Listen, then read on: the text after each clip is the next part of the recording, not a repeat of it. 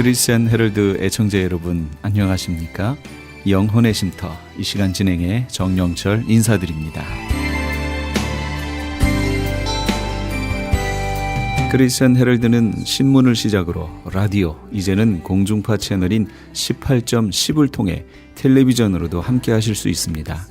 이 시간에 방송되는 모든 목사님들의 설교를 인터넷 웹사이트 aktv1810.com을 통해 다시 들으실 수 있습니다. 하루를 귀한 말씀과 찬양으로 마감하시는 귀한 시간 되시기 바랍니다.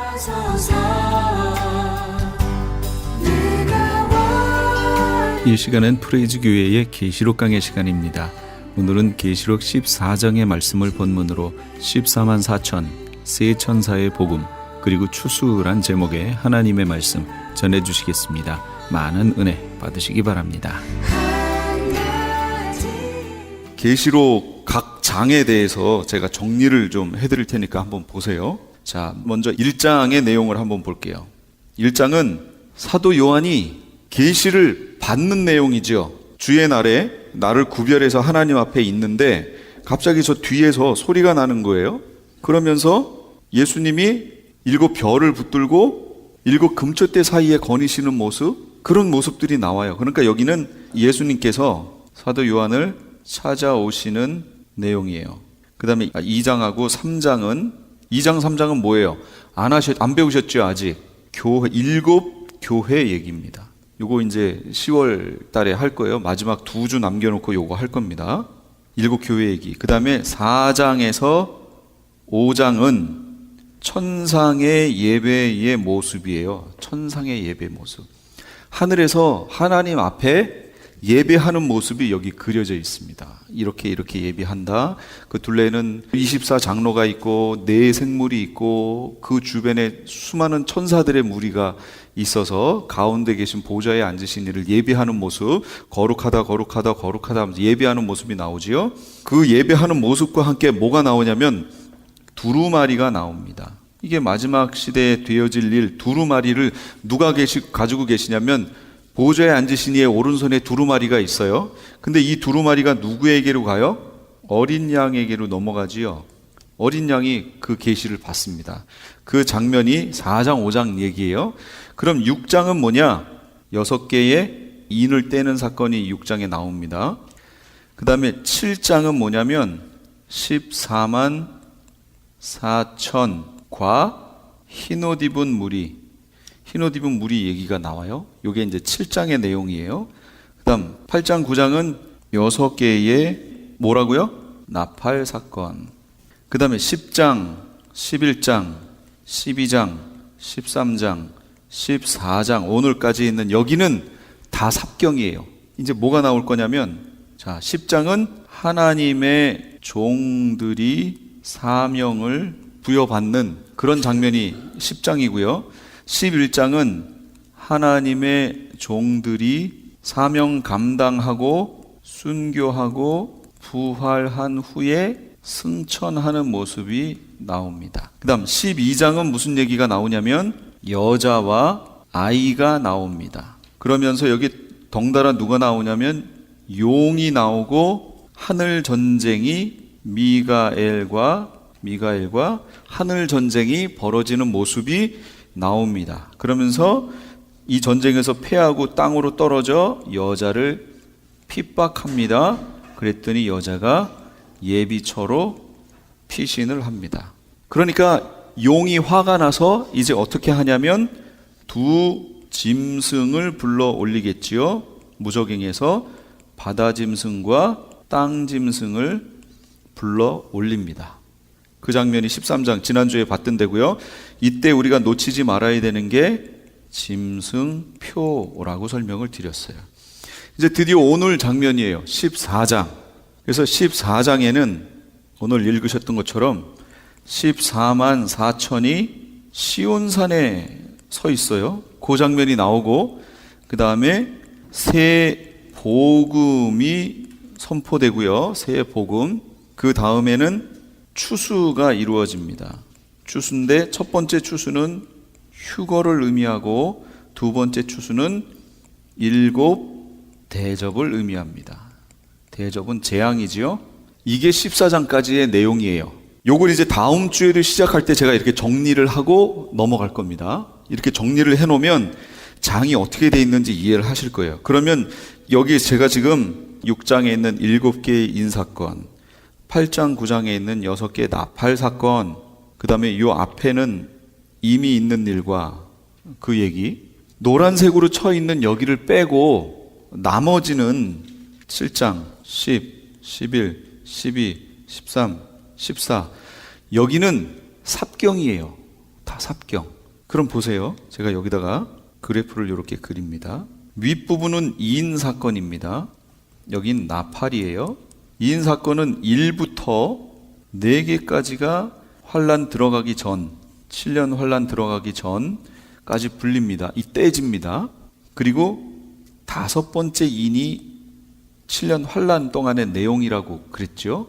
그 다음 6번째 인이 예수님이 오시는 모습이에요. 예수님 재림하시는 모습. 이렇게 돼 있어요. 7번째 인은 뭐냐? 밑에 있는 나팔 내용이 7번째 인인 거예요. 그럼 나팔은 어떻게 돼 있느냐? 1번부터 4번까지가 불리고요. 5번이 여기 들어가기 조금 전에 이렇게 불립니다. 5번이 여기 불리고요. 그 다음에 6번이 불리고 그 다음 7번이 이렇게 불립니다. 우리가 그래서 예비처 가 있는 기간은 이만큼입니다. 여기가 예비처예요. 예비처 끝나는 지점에 7번째 나팔이 불려서 우리가 휴거해 올라가겠죠. 그 다음 하늘에서 공중 혼인잔치를 여기에서 하고 그 다음에 재림으로 밑으로 내려오는 거예요. 이 구조로 돼 있어요. 그러면 여기 있는 성경 구절 이 장별로 잘 보세요. 6장부터 봐요. 6장은 그 인사건이죠. 위에 있는 인사건. 그 다음에 언제든지 본경이 있으면 그 뒤에 삽경이 나와서 그 본경이 일어났던 그거에 대한 다른 설명을 해줍니다. 이게 삽경이에요. 그러나 삽경도 비록 본경은 아니나 우리가 그냥 편의상 삽경이라고 붙인 거예요. 그냥 성경에 본경, 삽경 나눠져 있지 않아요. 우리가 편의상 시간 순서대로 정확하게 가는 거. 인사건, 나팔사건, 대접사건 해서 본경하고 틀을 잡은 거고, 그리고 각각에 대해서 다른 관점에서 설명하고 있는 걸 우리는 삽경이라고 편의상 부른 거예요. 삽경도 역시 시간순을 따라서 흘러갑니다. 본경에서 벌어졌던 걸 다른 관점에서 지금 설명하는 거예요. 그러면 6장이 인사건이라고 하는 시간순으로 흘러가는 걸 보여줬다면 7장은 그때 일어나는 다른 관점에서의 일을 이렇게 보여주는 거예요.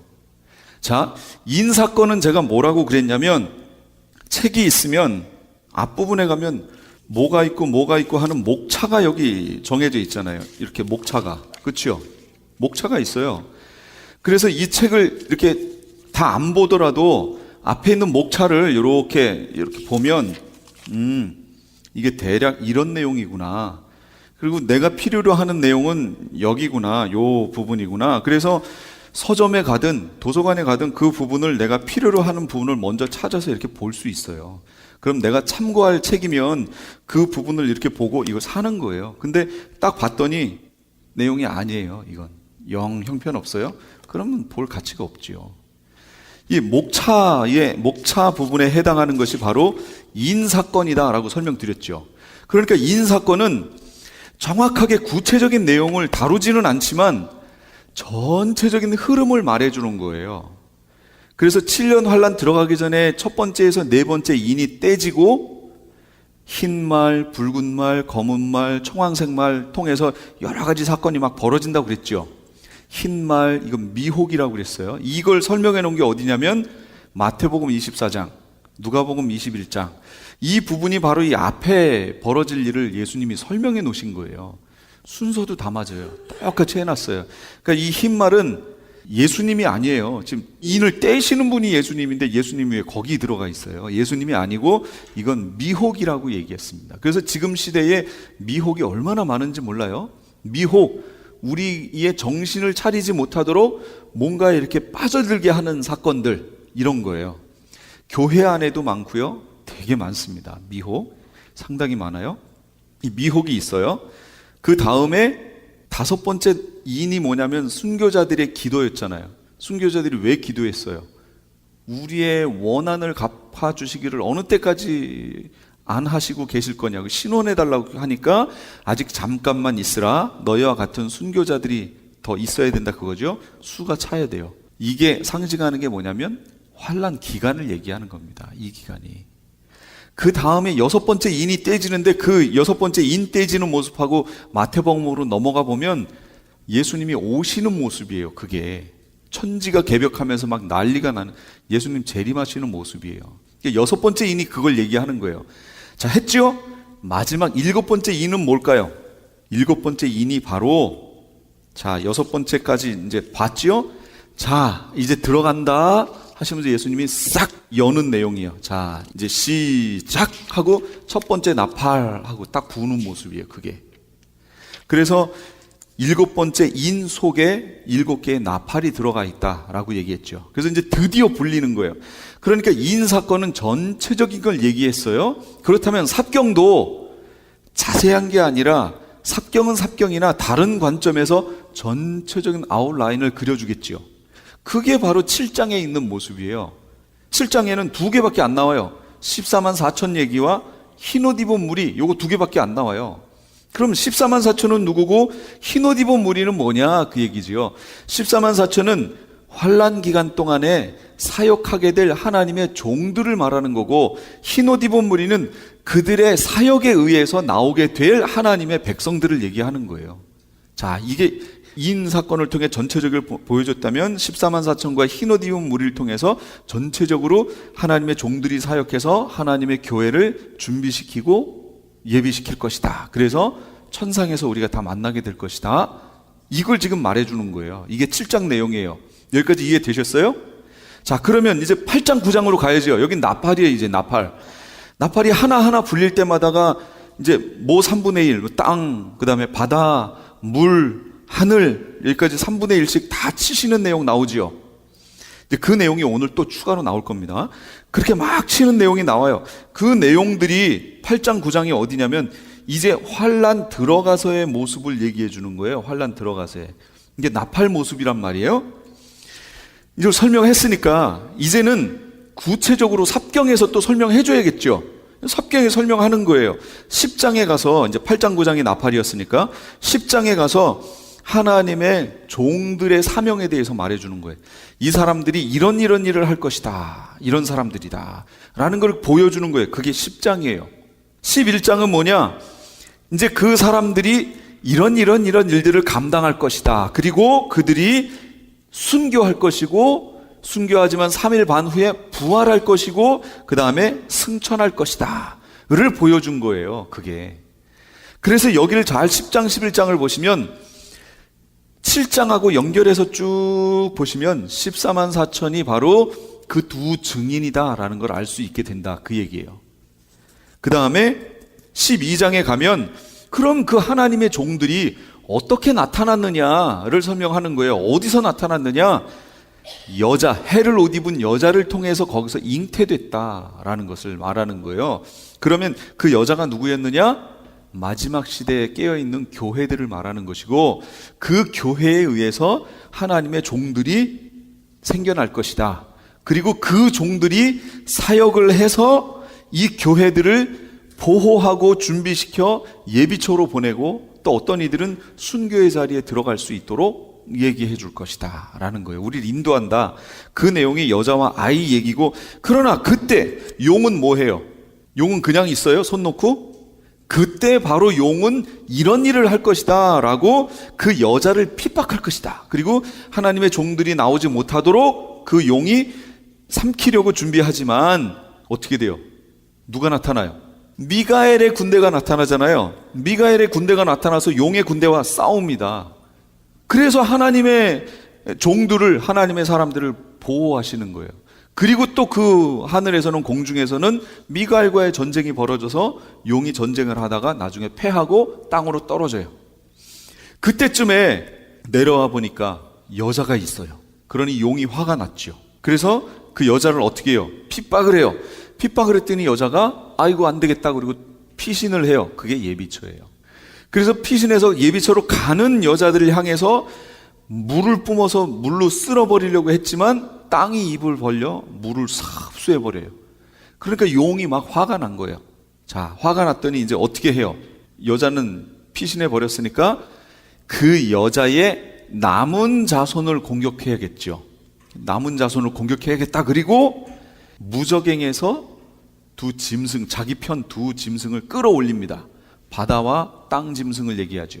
그게 13장 얘기였어요.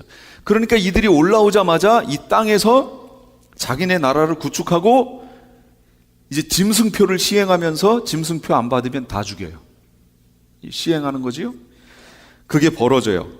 14장은 그때쯤 14만 4천 하나님의 종들은, 아이는, 두 증인은 어디 갔느냐? 아까 사역하고 순교하고 부활해서 올라갔다고 그랬잖아요.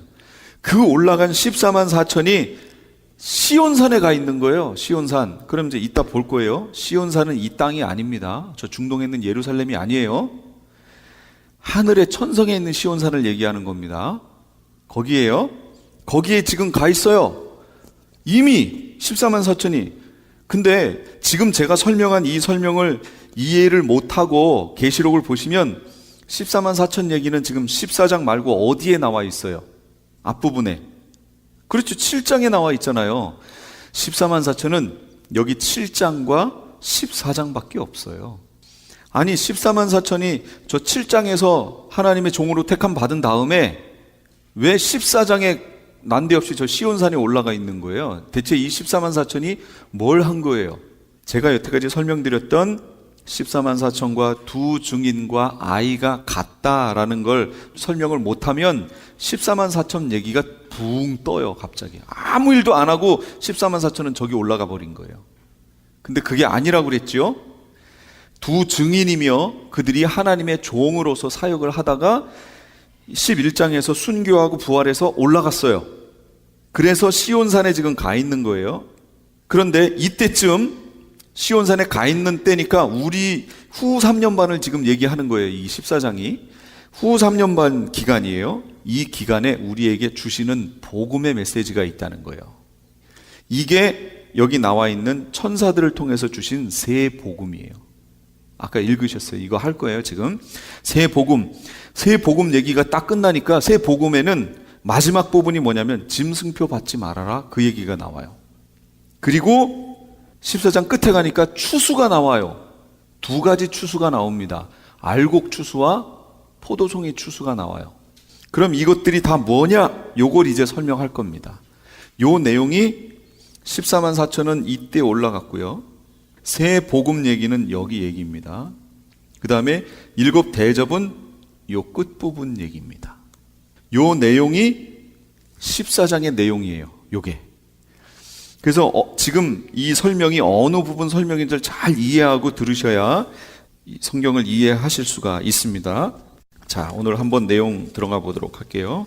첫 번째, 제일 앞부분 보세요. 21, 순서 21 여기 해놓고 시온산 위의 어린 양과 14만 4천 명, 그 다음에 세 천사의 복음, 추수 1, 시온산 위의 어린 양과 14만 4천, 1절부터 5절까지가 그 내용이고요. 그 밑에 있는 거 10장에서 14장까지는 삽경으로 나팔의 관점이 아닌, 나팔 부는 관점이 말고요. 그건 본경의 관점이잖아요. 말고 주된 인물과 사건의 관점에서 다시 서술을 해놓은 거예요. 후 3년 반에 있을 내용들을요. 그럼 들어가 볼게요. 1번, 시온산은 어디인가? 히브리서 12장 22절, 시간 단축을 위해서 제가 거기에 해드린 프린터물을 같이 보면서 빨리빨리 할게요. 히브리서 12장 22절 같이 읽겠습니다. 시작. 그러나 너희가 이른 곳은 시온산과 살아계신 하나님의 도성인 하늘의 예루살렘과 천만 천사와, 그 다음에 로마서 11장 26절이요. 시작. 그리하여 온 이스라엘이 구원을 받으리라. 기록된 바 구원자가 시온에서 오사 야곱에게서 경건하지 않은 것을 돌이키시겠고. 어디서 오신다고요? 시온에서 오셔요. 시온이 어딘데요? 예루살렘이 아니에요. 저 중동에 있는 그 예루살렘 얘기하는 게 아닙니다. 시온에서 오신대잖아요. 하나님의 나라에서 이쪽으로 오시는 거 아니에요, 지금 예수님이. 그러니까 여기서 말하는 시온산은 중동 저 땅에 있는 그 시온산을 얘기하는 게 아니고 천상에 있는 그 시온산을 얘기하는 거예요. 그걸 어떻게 아느냐? 3절에 있잖아요. 3절에 읽어볼게요. 시작. 그들이 보좌 앞과 네 생물과 장로들 앞에서 새 노래를 부르니. 어디서 불러요? 보좌 앞, 네 생물, 장로들 앞에서 새 노래를 부른대요. 그들이요. 땅에서 속량함을 받은 14만 4천 밖에는 능히 이 노래를 배울 자가 없다. 지금 거기 있다는 거예요. 보좌 앞, 네 생물, 장로들 앞에 있는 거예요. 이 시온산이. 이해가 되셨죠? 어떤 분들은 이걸 저기 예루살렘이라고 얘기를 해서 갑자기 예수님이 14만 4천과 함께 저기 와 계세요. 그러면 우리 지금 추수 아직 안 배웠잖아요. 추수가 휴거거든요. 성도들이 휴거인데 우리 휴거도 안 했는데 예수님이 이미 와서 저기 계시고 14만 4천도 거기 와 있는 거예요. 그럼 우리가 휴거돼서 올라가는 이유가 뭐예요? 뭐 하러 올라가요? 이유가 없잖아요. 그러니까 해석이 이상해지는 거죠. 얽히는 거죠. 그러니까 요 전후 상황을 잘 이해해가지고 요걸 풀이를 해야 되겠다 싶은 거예요. 이미 성경에 다 나와 있어요. 시온산은 저 하늘입니다. 그들의 이마에 기록된 게 있어요. 7장 3절. 우리가 우리 하나님의 종들의 이마에 인치기까지 땅이나 바다나 나무들을 해하지 말라. 이때 쳤던 하나님의 종들, 이게 누구였어요?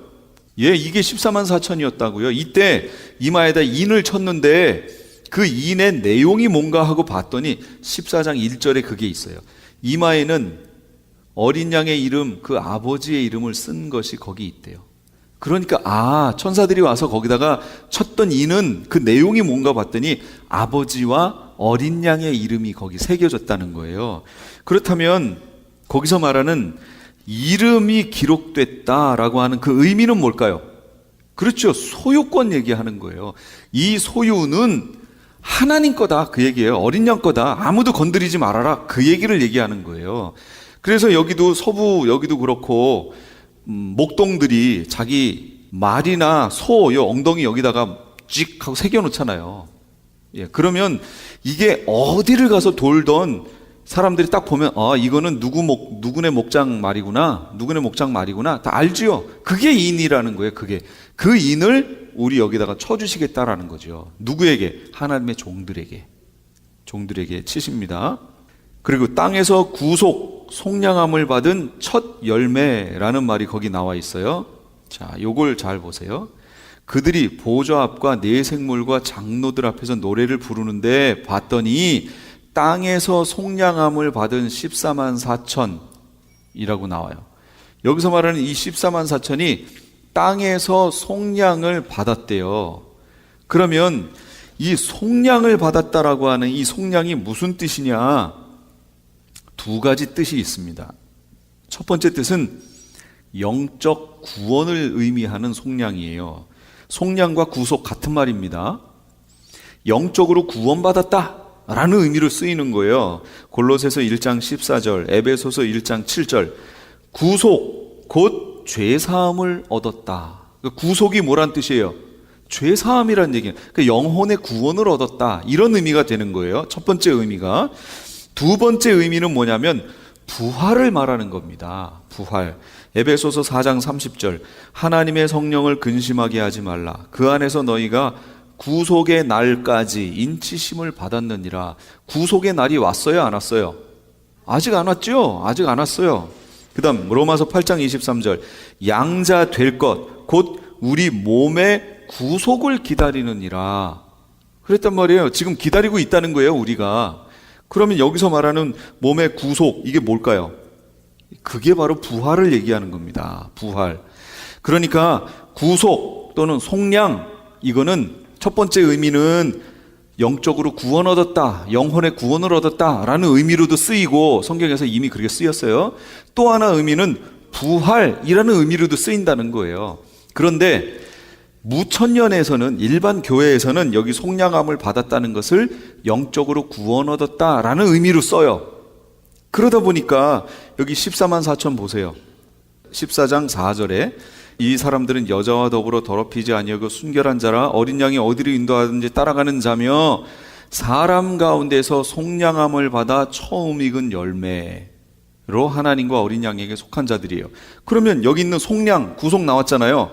여기다 둘 중에 하나를 넣어봐야겠죠. 대입해봐야겠죠. 그럼 영혼의 구원이란 말을 먼저 넣어봐요. 사람 가운데에서 영혼의 구원을 받아 처음 익은 열매래요. 여기 계신 성도님들이 사람들 중에 처음 구원 얻으신 분들이에요? 아니죠. 그럼 처음 구원 얻은 사람이 누굴까요? 사람들 중에. 순교자요? 예수님이요? 그럼 예수님 전에 구원 얻은 사람 없어요? 네, 구원. 영혼의 구원을 얻은 사람.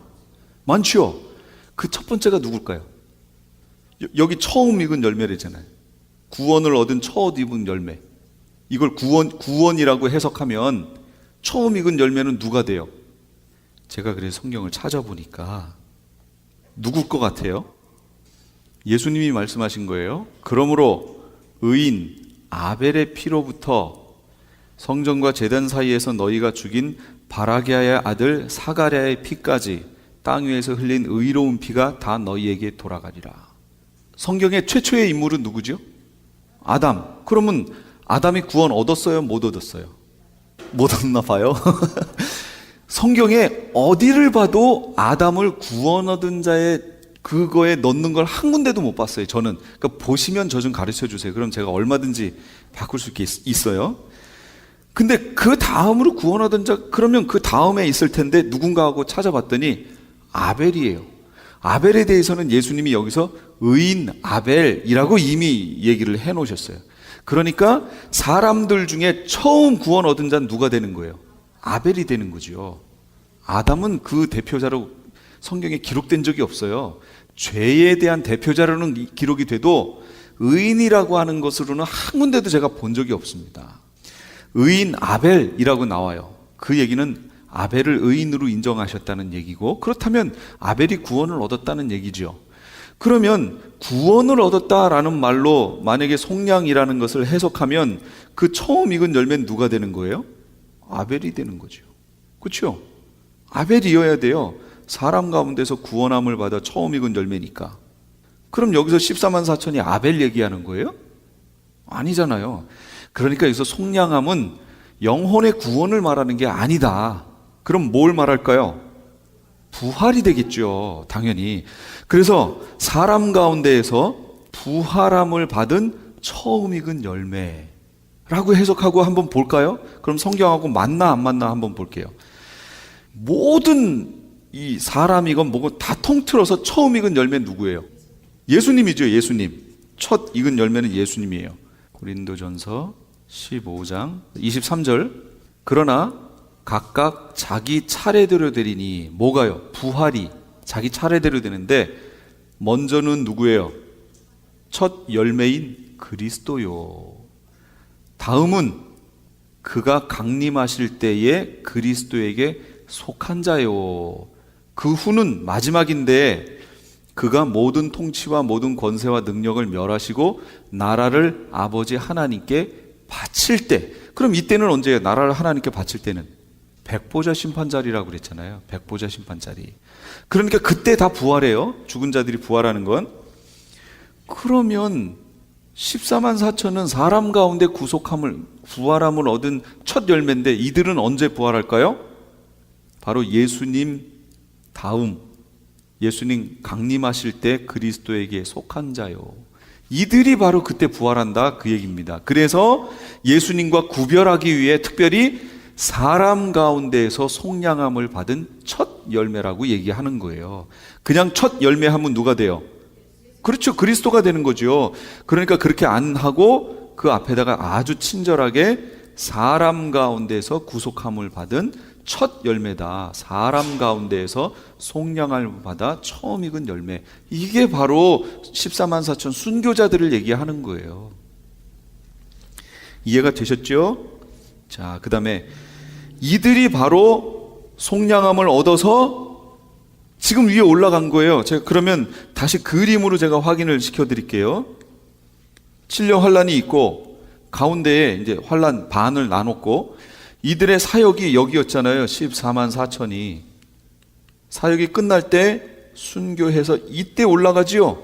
그러면 이 앞에 쭉 앞쪽에 예수님이 부활하신 것 말고 또 부활한 사람 있나요?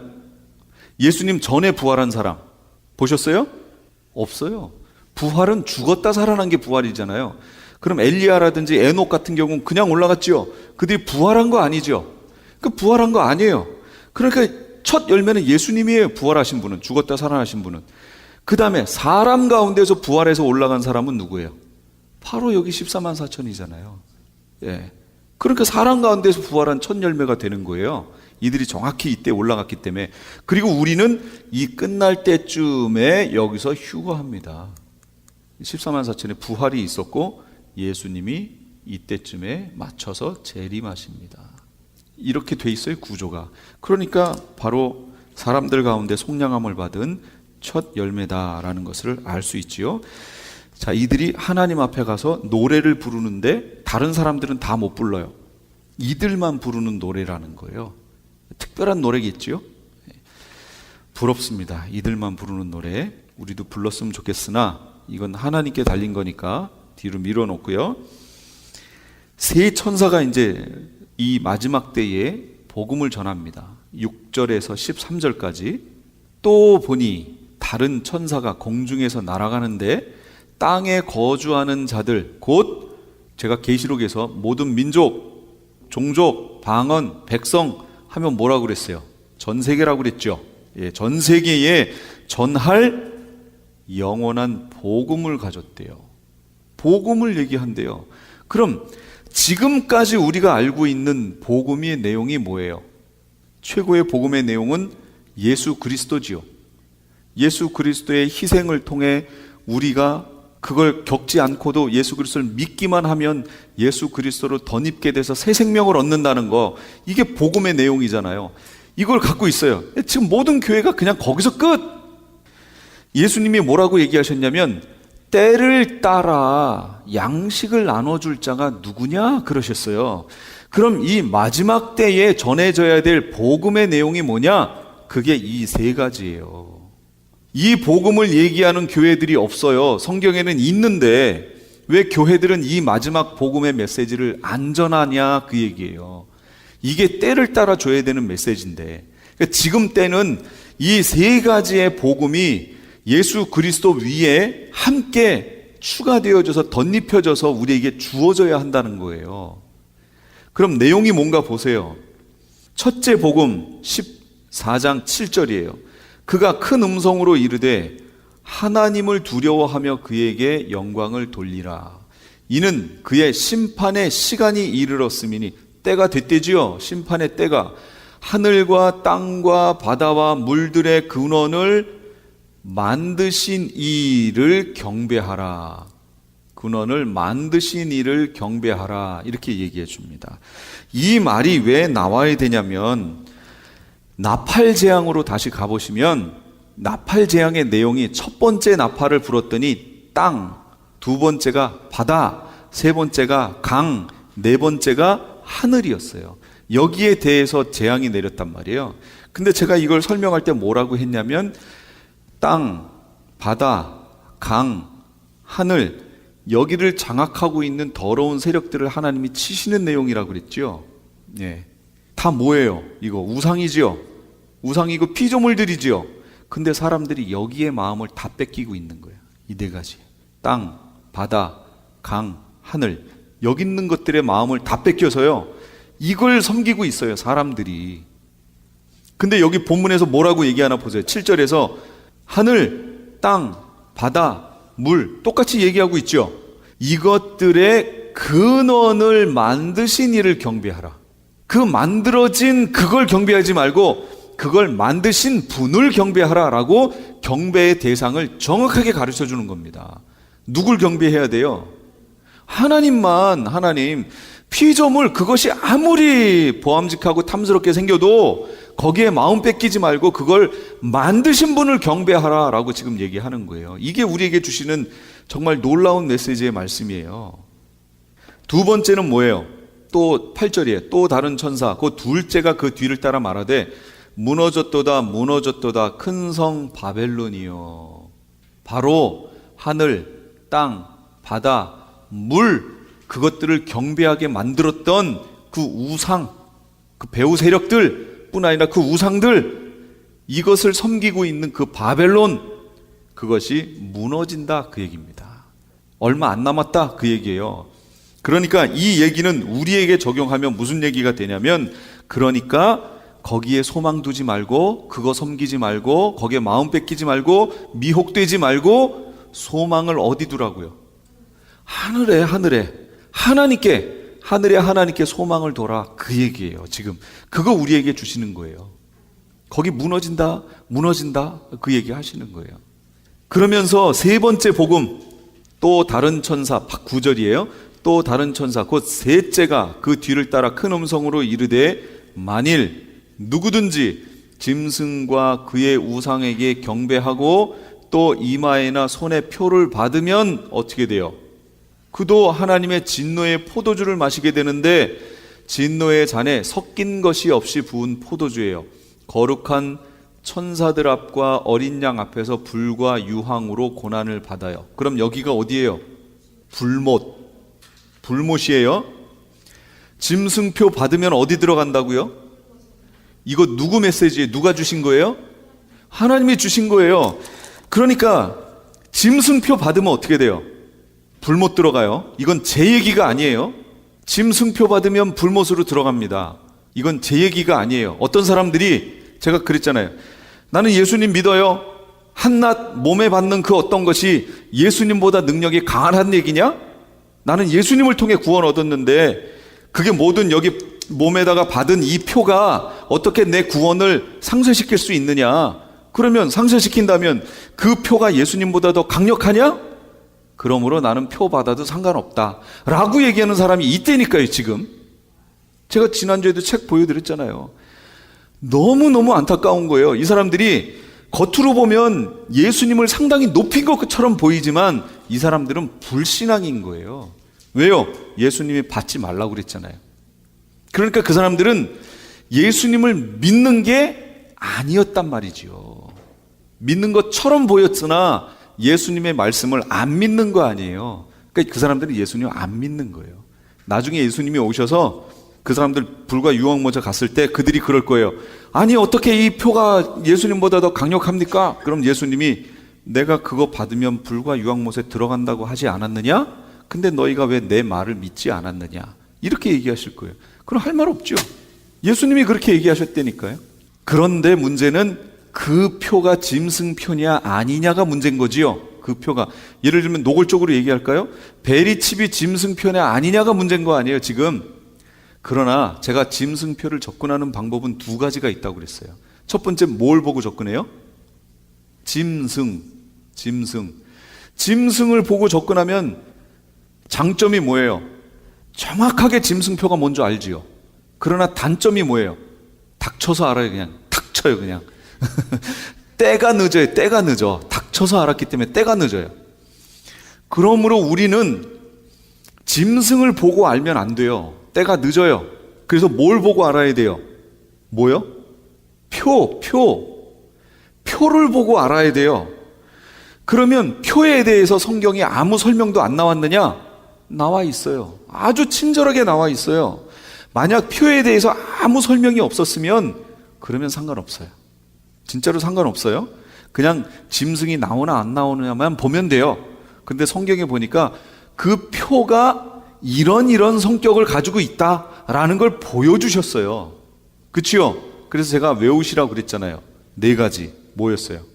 매매수단, 몸에 받고, 모든 사람이 받고, 신분증의 역할을 한다고 그랬죠. 이런 기능을 갖고 있는 것이 몸으로 들어온다 그러면 이건 앞으로 뭐가 될 확률이 높아요? 짐승표로 갈 확률이 높다고 그랬잖아요. 그래서 표를 보고 접근하는 장점은 뭐냐면 미리 준비할 수 있다. 그러나 단점은 뭐냐면 100% 짐승표라고 확정할 수는 없다. 그러나 몸으로 들어온다고 그러면 다른 건 상관없어요. 다른 건 다른 거. 지금 매매하는 표 갖고 계시잖아요. 다 크레딧 카드나 뭐 이런 거. 그 짐승표 아니죠? 그건 잃을 수가 없어요. 왜? 몸으로 안 들어왔잖아요. 그런 거, 신분증 다 갖고 계시죠? 짐승표일 가능성이 없어요. 그거는 왜요? 몸으로 안 들어와서. 그런데 이런 기능이 현재로선 잘 안 보이더라도 일단 몸으로 들어와서 내 신분을 밝혀주는 무슨 역할을 하는 게 있으면 그거는 앞으로 뭐가 될 확률이 높아요? 짐승표 될 확률이 높아요. 그러면 어떻게 해야 돼요? 받아야 돼요? 말아야 돼요? 말아야죠. 받으면 안 되죠. 그건 자연스럽게 짐승표로 갈 거기 때문에 이렇게 짐승표를 접근하셔야 됩니다. 그러니까 나가셔서 짐승표 그 베리치 그거 짐승표래 받지 마 이렇게 얘기하시면 안 돼요. 전 그렇게 얘기한 적이 한 번도 없어요. 그렇게 얘기하시면 자꾸 교회 안에서 싸움만 일어나요. 그건 마귀가 좋아하는 거라고 그랬죠. 그렇게 하지 마시고 짐승표 있으면 짐승은 어차피 그때 가야 나타나니까 이건 놔두고 표에 대해서 먼저 보고 접근해서 우리가 미리 예비하고 준비해야 된다. 그런데 그 중에 제일 큰 특징이 뭐냐면 몸 안으로 집어넣는다고 그랬다. 그러니까 몸 안으로 들어오는 게 있으면 받지 말아라. 무슨 손해를 감수하고서라도 그건 받으면 안 된다 라고 얘기하셔야 돼요.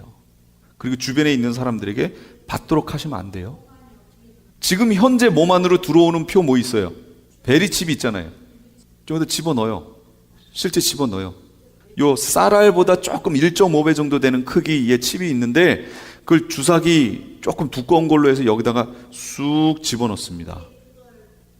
지금 현재는 뭐라고 얘기 안 하죠. 그걸 받으면 의료 혜택을 받을 수 있고 그 다음에 무슨 어디에 들어갔을 때 뭐 내가 만약 크레딧 카드를 갖고 다니면 이거 안 갖고 가면 끝이잖아요. 근데 이거는 몸에 갖고 가니까 안 갖고 갈 염려가 없어요. 가져가서 그냥 찍 스캔하면은 내가 나오는 거예요. 계산이 돼요. 다. 이 시스템이 돼 있어요, 지금. 그래서 베리칩 받지 말라고 얘기하는 거잖아요. 그렇게 얘기하는데 짐승표기 때문에 받지 말라가 아니라 그 표의 기능적 성격을 갖고 있기 때문에 받지 말라 그 얘기예요. 이해가 되셨죠? 네. 바로 이 셋째 복음의 내용이 그거예요. 받지 말래요. 짐승표 받으면 불 못 들어간대요. 이건 제 얘기 아니에요. 성경을 그렇게 이해하셔야 돼요. 예수님이 받지 말라고 그랬어요. 근데 이 표를 받으면 예수님보다 이 표가 더 강하냐? 뭐 이렇게 접근하는 사람은 죄송합니다. 무식한 사람이에요. 진짜 무식한 사람이에요. 그 말에 현혹되시면 안 돼요. 예수님이 받지 말라고 그런 거예요. 그럼 받지 말아야죠. 다른 이유 될 게 없어요. 받지 마셔야 돼요. 네 번째, 그럼 이런 상황이 펼쳐질 것이기 때문에 이게 바로 때에 맞는 양식이에요. 지금 이걸 알아야 지금부터 준비하고 안 받을 거 아니에요. 그렇죠? 자, 그러므로 이때 필요한 게 성도들에게 뭐가 필요해요? 인내가 필요해요. 이때 인내는 편하다, 쉽다, 그게 인내예요? 아니죠. 어렵죠. 어려운 거예요. 그러니까 인내라는 말을 집어넣은 거예요. 성도들의 인내가 여기 있나니 그들은 하나님의 계명과 예수에 대한 믿음을 지키는 자니라. 인내가 뭐냐? 믿음을 지키는 거예요. 믿음. 무슨 믿음이요? 예수 그리스도께 대한 믿음, 그리고 예수님이 하신 말씀이 진리라고 하는 그 믿음. 그럼 여기 지금 새 복음 전해졌잖아요. 이게 진리라고 믿으면 안 받겠죠? 안 받으려니까 삶에서는 어때요? 얼마나 힘들어요. 근데 이거 안 받는다고 주변에선 저런 바보가 어떻고 막 핀잔 줄 거 아니에요. 그거 받아도 뭐 지금 변하는 거 하나도 없는데 뭐 그게 뭐라고. 모르는 사람들은 그럴 거란 말이에요. 그럼에도 아는 사람은 받으면 안 되는 거예요. 그래서 예수님이 마지막에 될 일들에 대해 설명하시면서 뭐라고 얘기하시냐면 내가 검을 주러 왔다 그래요. 그러시면서 누가 나의 원수가 된다고 그래요? 자기 집안 사람이 자기 원수가 된대요. 며느리가, 시어머니가, 부모 자식 간에 이게 원수가 된대요. 왜요? 나는 믿음을 지키고 싶은데 내 부모나 누구나 내 자식이나 이 사람들이 신앙이 없어요. 그럼 이 사람들이 나를 볼 때 뭐라고 할까요? 바보라고 그러겠죠. 아니 그걸 안 받으면 당장 은행에 있는 재산을 다 날려버리는데 저한테 저의 자식이 아빠 그 재산 자기 주라고 아빠 안 쓸 거면 놔달라고 없어요. 아무것도 없어요. 걱정 마세요. 만약에 그런다면 그러면 한번 딱 받아서 빼가지고 얘 탁 주고 얘 싹 빼버릴까요? 이러면 얼마나 좋겠어요. 근데 그렇게 안 돼요. 그거 안 돼요. 넣지 말고 가지고 있어도 그게 화폐 가치로 사용이 안 돼요. 그때부터는 이미 들어가 있는 거 이거를 통해서만 매매가 이루어지게 해놓거든요. 시스템을. 그러니까 그 전에 아무리 캐시를 갖고 있어도요, 이거 가서 거래가 안 돼요. 이게 은행에 가서 입금이 안 될 텐데 뭐예요. 이젠 이거 돈이 아니에요. 종이가 돼버리는 거예요. 그래서 지금 캐나다는 이미 캐시 만드는 거 끝났어요. 캐시 안 만들어요. 이미 2년 전인가? 그때부터 캐나다는 캐시 안 만들어요. 필요 없어요. 그 얘기는 앞으로 캐시가 없어진다 그 얘기입니다.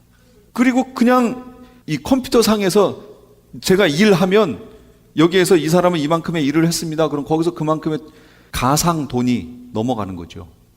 그렇게 되는 거지 실제 돈이 이렇게 해가지고 넘어가는 게 아니에요. 누가복음 21장 19절에도 너희의 인내로 너희 영혼을 얻으리라. 예수님이 말씀하신 거예요. 마지막 때 될 일을 설명하시면서 너희의 인내로 너희 영혼을 얻는데요. 그러니까 자연스럽게 우리의 영혼을 얻는 게 아니에요. 마지막 때는 인내가 필요한 거예요. 믿음을 지키는 인내가 있고 그것을 통해 영혼을 얻는다고 분명히 말씀하셨어요. 그래서 예수님도 내가 너희에게 미리 말하였노라 이렇게 말씀하시는 거예요. 이게 필요해요. 그러니까 우리들은 흔히 그렇게 얘기하잖아요. 그러면 차라리 지금 먼저 가는 것이 좋사오니 주님 저를 불러주시옵소서 이렇게 넘어가는 거죠. 그러나 천년왕국이 최고의 복이라고 제가 설명했죠. 이 땅에 하나님이 만들어 놓으신 최고의 상태를 우리가 저 에덴 동산에 안 가봤잖아요 지금. 근데 바로 거길 가는 거예요. 거기에 가서 우리가 또 그 삶을 누리고 그 다음에 가는 겁니다. 하나님의 종들이 그 상황을 그대로 이렇게 해서 인도에 가실 거예요. 그리고 우리가 깨어서 기도만 하면 그 상황으로 이렇게 인도가 될 겁니다. 자연스럽게요. 이제부터 주 안에서 죽는 자들이 복이 있다라고 13절에 나옵니다. 또 내가 들으니 하늘에서 음성이 나서 이르되 기록하라. 지금 이후로 주 안에서 죽는 자들이 복이 있도다 하심에 성령이 이르시되 그러하다. 그들이 수고를 그치고 쉬리니 이는 그들의 행한 일이 따름이라. 지금 이후로는 언제 이후로를 얘기할까요? 제가 이걸 설명할 때 아까 14장은 어디에 얘기였냐면 14만 4천이 시온산에 가 있다고 그랬죠. 그럼 부활했잖아요. 이미 올라갔죠. 그 다음에 새 복음이 전파된 구간이 여기였죠. 그 다음에 추수가 있는 데는 여기지요. 요 지점이지요. 그러니까 지금 이후로 주 안에서 죽는 자들이란 얘기는 후 3년 반을 얘기하는 거예요. 지금 14장은 이 후 3년 반을 지금 얘기하고 있거든요. 언제부터요? 황충의 재앙 후부터. 황충의 재앙은 시작되자마자 어떻게 됐어요? 죽는 것이 다쳤지요. 안 죽는다고 그랬잖아요. 생명은 거두지 말라고 얘기했잖아요. 그러니까 그 생명을 거두지 않는 황충의 재앙 5개월이 끝난 후부터 이제 이후로 주 안에서 죽는 자들은 복이 있다. 이게 되는 겁니다. 그렇죠. 바로 시행되는 거예요. 예. 그러니까 바로 죽어요. 그래서 바로 그 기간에 아주 짧은 기간에 성도들이 빨리 예비처로 피신해야 된다. 그 얘기예요. 짐승표를 안 받고 살기 위해서는 예비처로 빨리 피신해야 되고 나는 빨리 가고 싶다 하시면 거기 버티고 있다가 순교해서 가는 거예요. 그 방법밖에 없어요. 그 두 가지 방법밖에 없어요. 거의. 그러니까 여기에 살아남아서 도시에서 내가 잘 숨어 다니고 피해 다녔다가 나중에 여기서 휴거에 올라가겠다. 글쎄요. 그게 될까요? 그거 안 될 겁니다. 지금 과학 기술로도요. 얼마든지 찾는데 사람들이 다 여기다가 짐승표를 받잖아요. 이거 받으면 스캔하면 다 나오거든요. 나오는데 현재 있는 베리칩 같은 경우는 이걸 스캔할 수 있는 거리가 그리 멀지 않습니다. 그러니까 인공위성에서 이걸 스캔한다는 건 말이 안 돼요. 스캔할 수 있을 만큼의 에너지가 여기서 나오지 않습니다. 약해요. 그런데 요즘에 새로 나온 게 있어요. 그거는 지금 있는 베리집보다 훨씬 먼 거리를 가요. 100m라고 그랬나? 그 정도 거리까지 이게 가요. 그래도 위성에서 스캔이 안 됩니다. 그러면 어떻게 스캔을 할까요? 저는 터미네이터라든지 이런 영화들을 그냥 보지 않습니다. 거기에 보시면 반드시 보세요. 드론이 뜹니다. 드론이 떠서, 드론이 뭔지 아시죠? 예. 드론이 떠가지고 이렇게 감시하는 모습들이 자주 나와요. 그거 괜히 나오는 거 아니에요.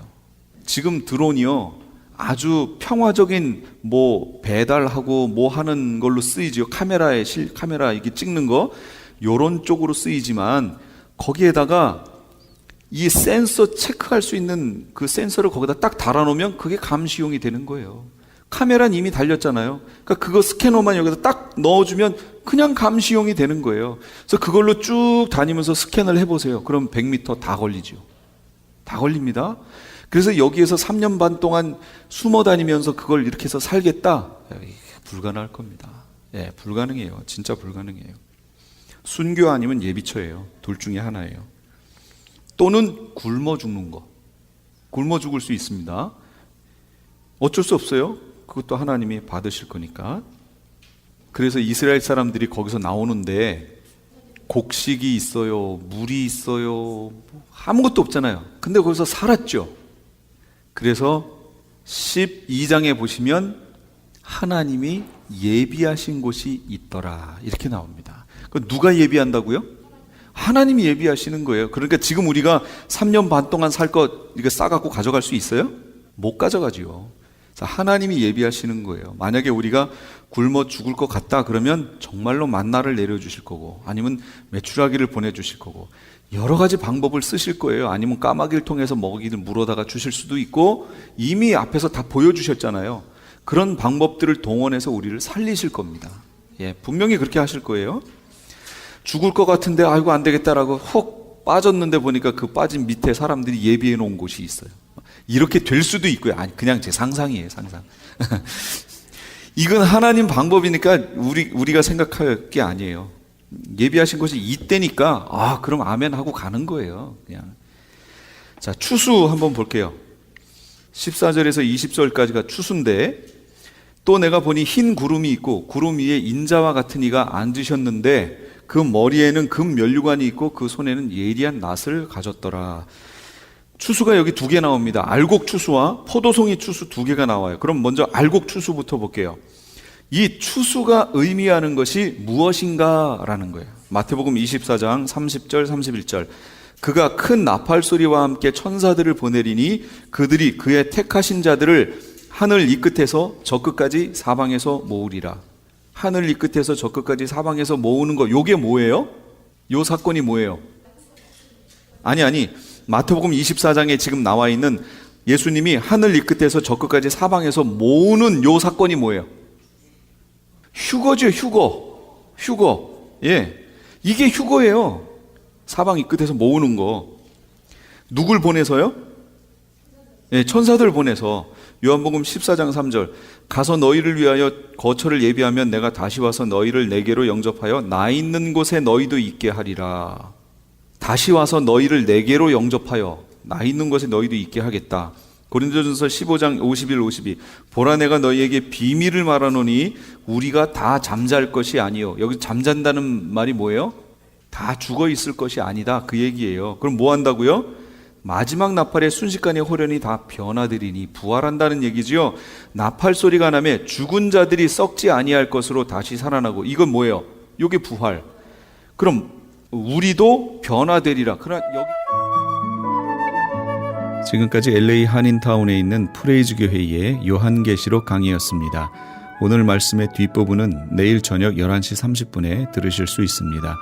프레이즈 교회의 위치는 2668 웨스트 피커 블루바드, 피커와 켄모어가 만나는 곳에 있습니다. 좀 더 자세한 사항을 알기 원하시는 분은 전화 213-700-9833, 213지역 700-9833번으로 문의하시기 바랍니다. 안녕하세요. 폴선입니다. 건강보험 회사들의 플랜이 해마다 바뀌는 것 아시죠? 10월 15일부터 12월 7일까지 새로운 보험에 가입하거나 변경하여 본인에게 적합한 플랜을 찾아야 합니다. 메디케어만 갖고 계신 분, 어드밴티지 플랜을 갖고 계신 분은 무료 상담 받으세요. 수호천사보험 시니어 전문 보험 라이센스 에이전트 폴선 213-503-6897 213-503-6897 상담은 주 7일 오전 8시부터 오후 8시까지 TTY 1800-735-2929. 아니 당신 미장원 다녀왔어? 헤어스타일이 확 바뀌었네. 홈쇼핑 월드 차홍 고데기로 마술을 부렸지. 홈쇼핑 월드 차홍 고데기. 차홍 허니앤비 샴푸로 머리 감으면서 차홍 헤어두피 마사지를 쓰면 머릿결이 너무너무 부드러워지고 한 움큼씩 빠지던 머리카락도 눈에 띄게 덜 빠져. 차홍 고데기 너무 좋아. 그럼 그 웨이브 머리도 당연하죠. 3, 4분이면 이렇게 풍성한 웨이브 머리를 만들 수 있다고요. 너무 이쁘다. 어디서 샀어? 홈쇼핑 월드. 가격 만족, 품질 만족, 행복한 쇼핑.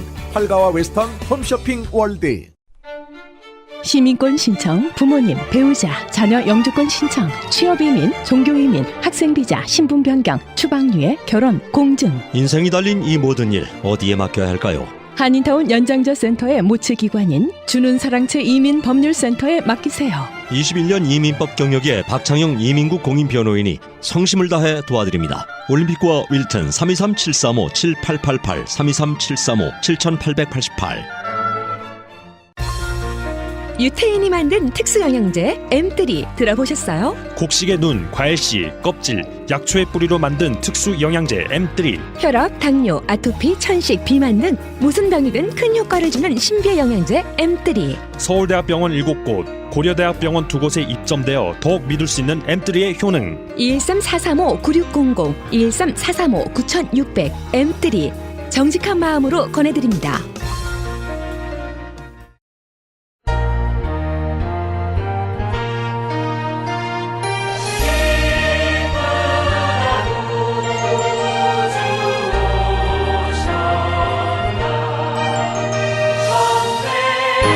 너희가 그 은혜를 인하여 믿음으로 말미암아 구원을 얻었나니 이것이 너희에게서 난 것이 아니요 하나님의 선물이라. 행위에서 난 것이 아니니 이는 누구든지 자랑치 못하게 함이니라. 에베소서 2장 8절에서 9절까지의 말씀입니다.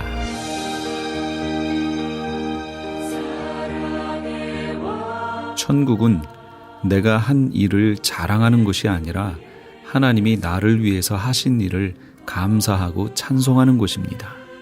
그것이 은혜 받은 자의 참 모습이겠지요. 은혜는 하나님 편에서 우리에게 손을 뻗쳐 내리시는 것이며, 믿음은 굳이 표현하자면 우리 편에서 하나님 손을 붙잡는 것입니다. 지금 우리 애청자 여러분은 무엇을 붙잡고 땀 흘리고 계십니까? 마땅히 붙잡아야 할 하나님의 손은 놔버리고 살라 없어질 이 세상 것을 붙잡으려고 동분서주하고 계시지는 않으신가요? 내 손에 잡으려고 하는 것을 돌아보시는 이 밤이 되시기 바랍니다. 지금까지 크리스천 헤럴드 방송에서 보내드린 영혼의 쉼터의 정영철이었습니다. 고맙습니다.